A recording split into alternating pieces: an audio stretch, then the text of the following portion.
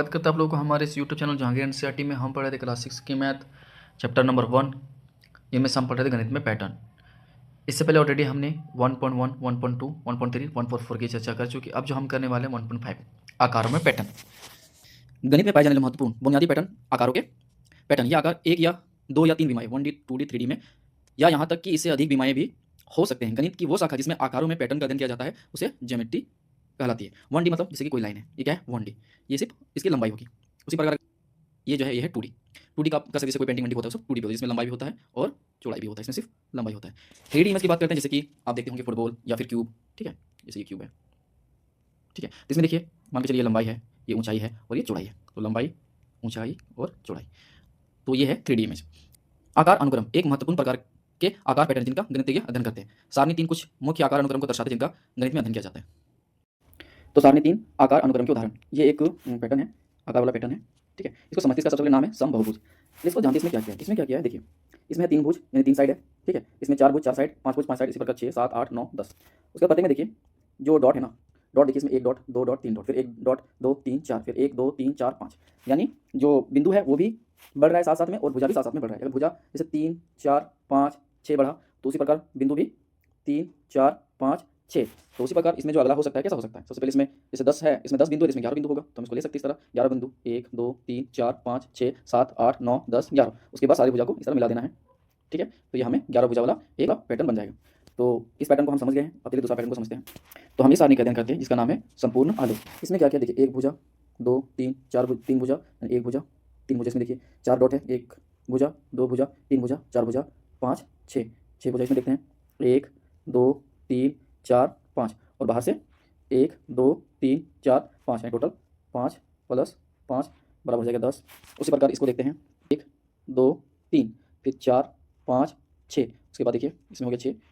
उसके बाद देखिए 1, 2, 3 प्लस 3, उस प्रकार बाहर बाहर वाला देखिए 1, 2, 3, 4, 5, 6 प्लस 6, टोटल हो गया 6 से 12 और 3 15।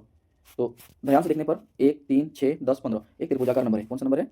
त्रिभुजाकार नंबर, त्रिभुजाकार नंबर। तो चलिए दैनिक वर्ग इसका अध्ययन हम ऑलरेडी पहले कर चुके हैं। तो जैसे कि 1 है, 1, 2, तो 2 गुना 2, उसी प्रकार 1, 2, 3, 3 गुना 3 यानी 1 वर्ग संख्या, यानी 1, 4, 9, उसी प्रकार 1, 2, 3, 4 यानी 16, 1, 2, 3, 4, 5 यानी 25। तो अगला हो सकता है 36 वाला, ठीक है। तो काफी अध्ययन हमने कर लिया। अब नेक्स्ट पैटर्न को देखते हैं। एक त्रिभुज है, इसमें देखिए 1, 2, 3, 4 त्रिभुज है। इसमें देखिए 1, 2, 3, फिर 4, 5, 6, 7, 8, 9, इसमें 9 त्रिभुज है। पैटर्न से पता चल रहा है कि स्क्वायर नंबर है। और एक निकाल के देखते हैं 1, 2, 3, 4, 5, 6, 7, 8, 9, 10, 11, 12, 13, 14, 15, 16, टोटल कितना हो गया 16, यानी होगा कितना 1, 2, 3, 4, 5 यानी 25। तो अगला होगा 36। तो ये ढेरी त्रिभुज है, ठीक है। तो ये इस तरह का पैटर्न से चलता है। चलिए नेक्स्ट पैटर्न को देखते हैं।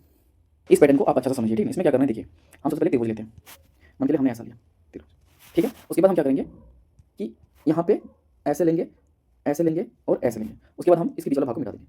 देखिए ये वर्ग प्राप्त हुआ। तो सेम ये पैटर्न आगे भी जाएगा। फिर इसमें क्या करेगा, आगे मान के चलिए ऐसे करना है और ये वाला भाग मिटा देना है, ऐसे करना, ये वाला भाग मिटा देना है, ऐसे करना, ये वाला भाग मिटा देना है, ऐसे करना, ये वाला भाग मिटा देना है, ऐसे करना, ये वाला भाग मिटा देना है। तो ये ऐसे सीक्वेंस में चलता रहेगा। तो इस तरह पैटर्न चलता रहेगा। तो इसको हम देखिए ध्यान से, अगर हम देखेंगे तो इसमें कितना है 3, इसमें ध्यान से देखिए 1, 2, 3, 3, इसमें देखिए ध्यान से 1, 2, 3, 4, 5, 6, 7, 8, 9, 10, 11, 12, 12। उसी प्रकार यहाँ देखिए 2, 3, 4, 5, 6, 7, 8, यानी एक में है 8, तो 8, 16, 24, 32, 40, 48 यानी 48।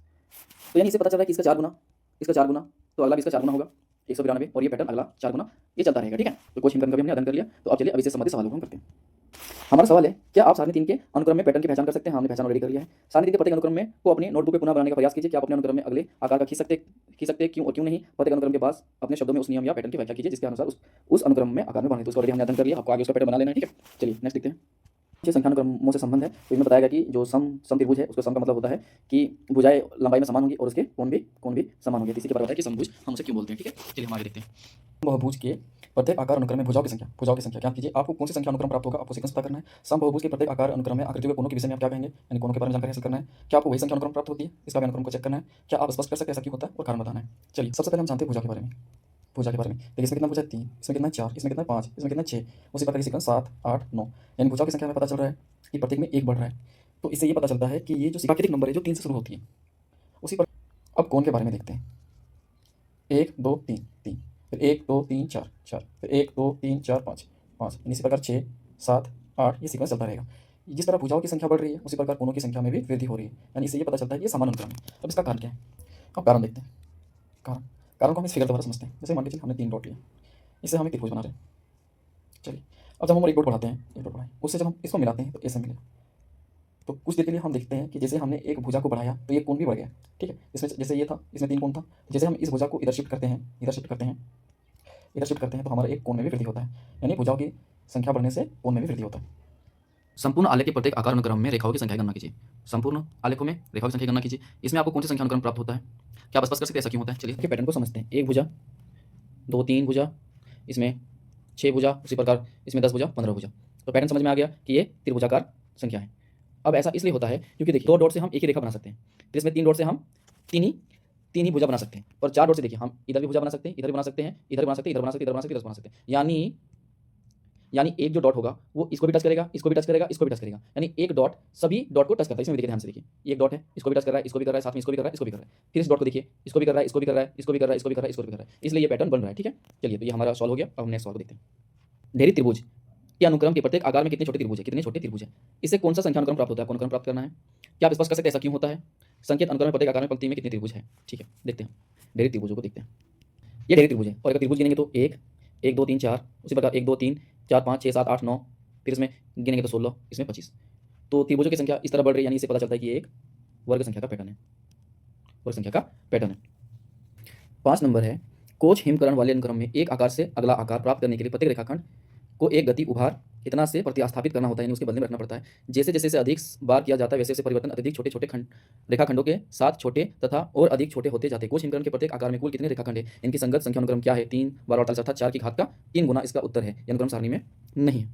सबसे पहले पूछा गया है रेखाओं की संख्या। रेखाओं की संख्या गिनने पर 1 2 3, उसी प्रकार इसको गिनेंगे तो 1 2 3 4 5 6 7 8 9 10 11 12, उसी प्रकार इसको गिनेंगे तो एक खंड को गिनते हैं 1 2 3 4 5 6 7 8 8, उसी प्रकार 6 खंड है यानी 48। तो ये पैटर्न देख के पता चल रहा है कि इसका 4 गुना, इसका 4 गुना, तो इसका 4 गुना, इसका 4 गुना, 4 गुना, तो ये हमें पैटर्न समझ में आ गया।